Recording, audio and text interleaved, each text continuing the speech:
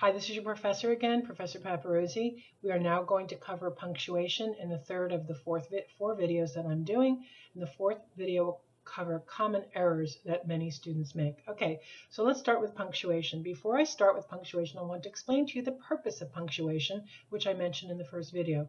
Punctuation is essential in order to tell the reader what the writer is cueing about a sentence.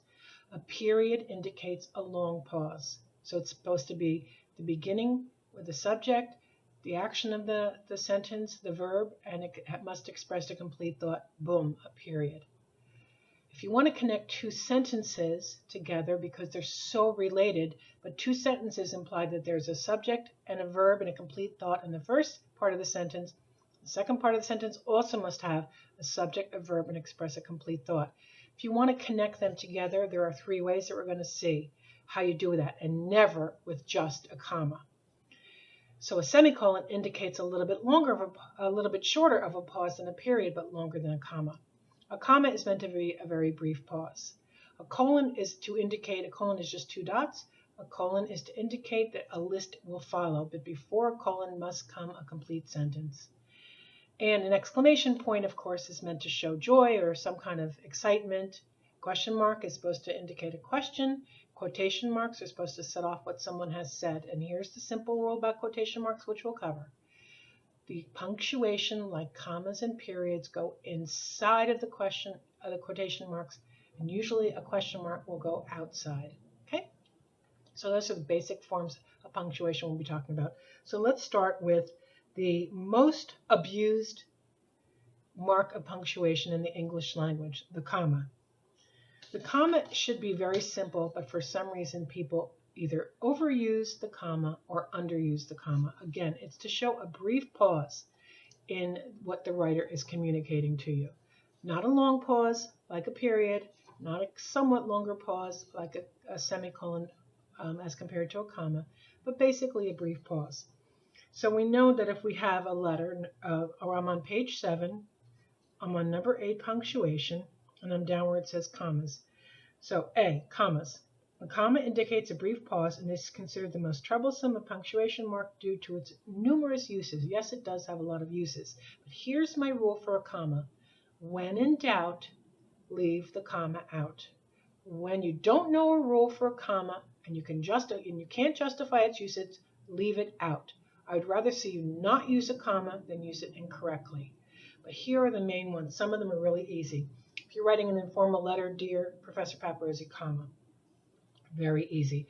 At the end of it, if you're signing off, sincerely, comma, Judith Paparozzi. The second one, to set off digits in numbers, dates, and addresses. So there are 4,000, 182 pages in a transcript. So 4,000, 182, because there's 4 numbers or more, you would use a comma. A lot of you put like 7,000 and don't put a comma, but it's 7, 000. The defendant filed her complaint on June 9th, 1997, the day she was fired from the job. Okay, so June 9th, 1997, is correct. And the reason the second comma is correct is because what's coming after it requires the comma, extra information. Because you could have said the plaintiff filed her complaint on June 9th, 1997, period. So the stuff that comes after is non-essential, and that's why it is set off by a comma in this case. And notice, do not put TH or RD for third or second, ND, if the year is put. I see it everywhere in the world, but you're not going to do it in this class. So it's June 9th, 1997. The reason we put TH is because we hear it in our head. Because I didn't say June 9, I said June 9th. But for some reason in the English language, this is how we do it in writing.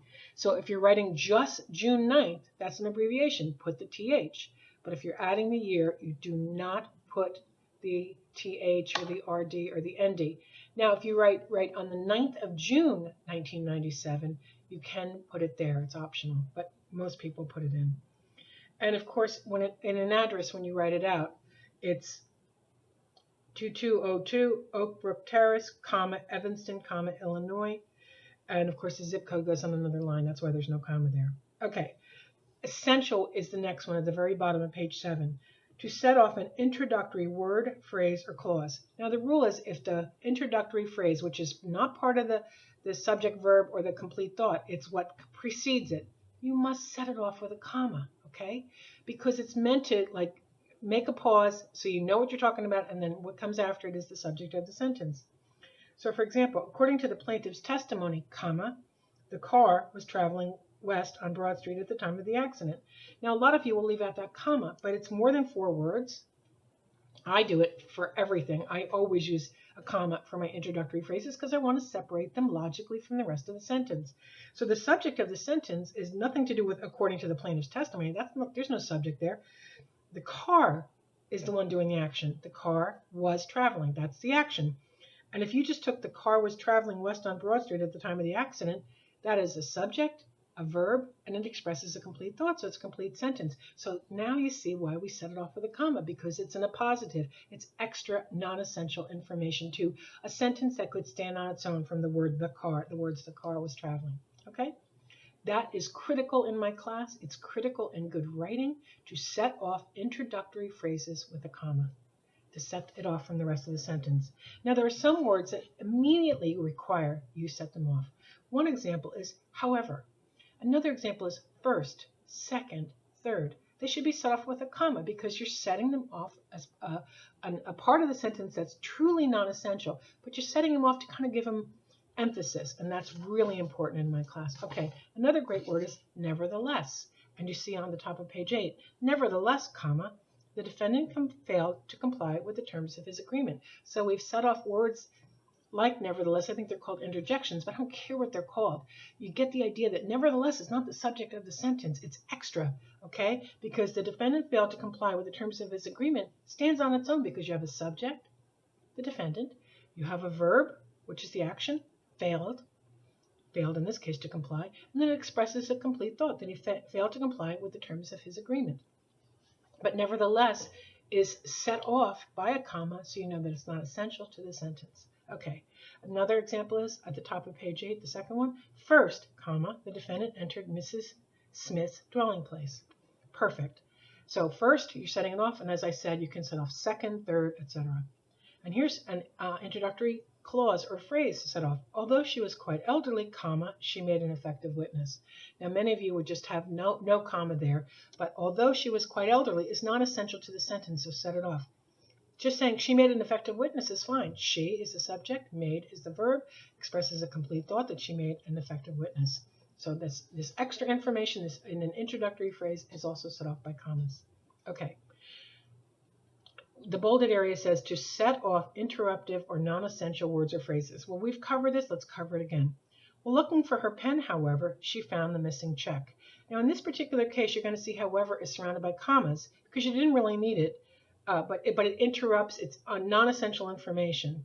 When looking for her pen, you could have said, she found the missing check. So that's why, however, in this sentence is in a positive, in other words, non-essential to the sentence. Again, the next one, the defendant, comma, over the strenuous objection of his counsel, comma, insisted on testifying. But let's take the bolded, highlighted area and look at the sentence. The defendant insisted on testifying. Is that a full sentence? Full sentence? Absolutely. The defendant, the subject, insisted, the verb, and the complete thought is that he insisted on testifying. So that's a complete sentence. So the rest of this, over the strenuous objection of his counsel, was in a positive, non-essential, so it's set off by commas. The next one in bolded area. To set off a positives, which are a word or group of words inserted immediately after another word that explains the previous word. Okay. So if we saw this in the very first week of this class, there was several appositives in the thing that I asked you to tell me why it was correct about the Boko Haram. Okay, so to set off, William Emery, the noted attorney, consulted on this case. William Emery consulted on this case is a full sentence, subject, verb, and expresses a complete thought. But we're going to a complete thought. We're going to add some more information about him, so you know a little bit more about him, but it's non-essential. The noted attorney. Okay. Now, this refers the next part before conjunctions such as add, but, or, nor, for, or yet. introducing an independent clause, namely one that can function as a complete sentence on its own. You may omit the comma if the clause is short, but I never do, 5 words or less, or when the last part of your sentence is a subordinate or dependent clause, that is when it does not make sense by itself because it's not a complete sentence. Okay, so this is to correct run-on sentences. A run-on sentence is 2 sentences joined as one because they're so related, but it's a run-on if you don't punctuate it properly. Okay? A run-on sentence is 2 complete sentences that both have a subject, verb, and express a complete thought. That makes them a complete sentence. Joined together because they're so related that you want to put them together because both ideas are joined at the hip. And you want to join them properly, okay? So we're going to join them in 3 different ways. One is a comma and a conjunction like and, but, or, nor, for, or yet. Another way is a simple semicolon. And the third way is just to separate them by periods, okay? So look at the example it gives. The plaintiff intended to amend the complaint, comma, but the statute of limitations had expired. Most of you would have written the sentence without the comma or without the but. The plaintiff intended to amend the complaint, the statute of limitations had expired. Both are incorrect. You have to have a comma and a conjunction like but, and, for, or, yet, etc. Okay? Here's another good example. The defendant's answer had been amended several times, comma, and the judge expressed impatience with the many amendments. Notice how perfect that sentence is written. To the left of the and the but, the beginning of the sentence, the defendant's answer had been amended several times. Perfect. Stands on its own. Subject, verb expresses a complete thought. And on the right side of the and, the judge expressed impatience with many amendments. Perfect. The judge is the subject, expressed is the verb, and it expresses a complete thought that he or she was becoming impatient. Okay. So that comma and that and made those 2 sentences absolutely perfect. Again, let's do them with just a semicolon, okay? Let's go back to the first one, the plaintiff. The plaintiff intended to amend the complaint, semicolon. The statute of limitations had expired. Perfect. No problem. The next one. The defendant's answer had been amended several times, semicolon. The judge expressed impatience with the many amendments. Perfect. And you can also have used a period instead of the semicolon, okay? But I took out but and I took out and in both of those examples. With the semicolon and with the period, you would not use the but and because there's no purpose. You don't need to because the semicolon or the period would cover the purpose of the comma and the conjunction. Now this is what they're saying. The attorney argued but the jury convicted. Very short sentences do not really need a comma, so most of the time when I see that you do a short sentence without the comma, if the conjunction is there but without the comma, I count the number of words. And it usually should be when the sentence is 5 words or less, or the clause is 5 words or less. But promise me you'll put the conjunction, the comma, and the conjunction, even if it's a short sentence, because it really sends the right cues to the listener. Okay. Now, to set items off in a series, you can also use a comma, okay? But you can also use a colon when you're going to have a series, a list of some sort. If it's a simple list like names, countries, or whatever, and there's no other information, best thing to do is the way they do it in the paragraph to set off items in a series. Go down 3 lines. I leave my property equally to Susan, Bill, Louise, and Tom. That's a simple list. So there's no need to do the colon and all that and the semicolons. A colon to begin the list and the semicolons to separate the list. But when it gets more complicated, you will use a colon and semicolon to separate words on the list, okay? Now, back to I leave my property equally to Susan, Bill, Louise, and Tom. Most of you will write Susan, comma, Bill, comma, Louise, and Tom with no comma between Louise and Tom. I insert that comma. It's considered really high, really well written. I think it's called the Oxford comma. There's some expert in grammar that insists that you have to put that final comma in before the and the last thing on the list, in this case, Tom. Put it in, okay? Get in the habit of separating everything on a list when you're using commas. Put every comma in, okay? So Susan, comma, Bill, comma, Louise, comma, and Tom, all right? Okay, next one, go down to the bolded area. Before and after quotations. Before you start in a quotation, please remember to put the periods and the commas inside of the quotation marks. Okay, but in this particular case, they're showing you something different. I need the pen, comma, end of quotation mark, Bob said. You separate the quotation from the Bob said with a comma. The same is true when the quotation comes after the person. Lee replied, comma, I agree. Notice that on the second part, the comma, the period for the sentence is inside of the quotation mark. So periods and commas 99.9% of the time are going to go inside of your quotation marks. Don't put them after. Okay, question marks are different, semicolons are different, but this is the easiest one, the most common time to remember. Periods and commas go inside the quotation marks. Okay, apostrophes are never, ever, ever used to make something plural. Don't do it. If it's plural and possessive, then you can, but don't put like DWI's apostrophe S. That means DY is. Okay, so please don't use apostrophes to make anything plural unless I tell you. There's a couple of exceptions and they're not important. So let's look at they're plural and some of these are singular possessive. So most of the time an apostrophe S or an S apostrophe is used to show possession, and that's when we use apostrophes, okay? So don't use them unless you know exactly how to use them, and never use them to pluralize a word. So let's look at the singular ones. The plaintiff's evidence, apostrophe S, perfect. John's legal pad, apostrophe S. Xerox's marketing plan, apostrophe S. The court's docket, apostrophe S. Arkansas's election. Now, sometimes people just put the apostrophe and not the S afterwards because the S ends the word of Arkansas, but either one is fine. But when the word is plural, like the defendants in the next one, when the word is plural, the apostrophe, we already have an S. We don't need another S. We just put the apostrophe. The defendant's witnesses, which means there are defendants, more than one, and there are more than one witnesses in this case. The girls' coats. Obviously, we have more than one girl because it's plural, apostrophe. Shareholders' objection. We have more than one shareholder, so we know that that one apostrophe without an extra S means it's plural. And the judges' conferences. That means we have more than one judge. The S indicates that it's plural. Okay. Now, it's interesting, some plural nouns do not end in S, like the word men, okay? So we form the possessive as you would for singular nouns. That's why when I write men's team, it's apostrophe S, because the word is already plural, and the apostrophe S is just how we write it in English. Children's is another one. Women's is another one. The mice's cage is another one. But ladies is S apostrophe, so it ends in an S because it's not a plural noun that does not end in an S, because it's, when you pluralize it, it becomes Ladies. So you just put the apostrophe afterward, okay?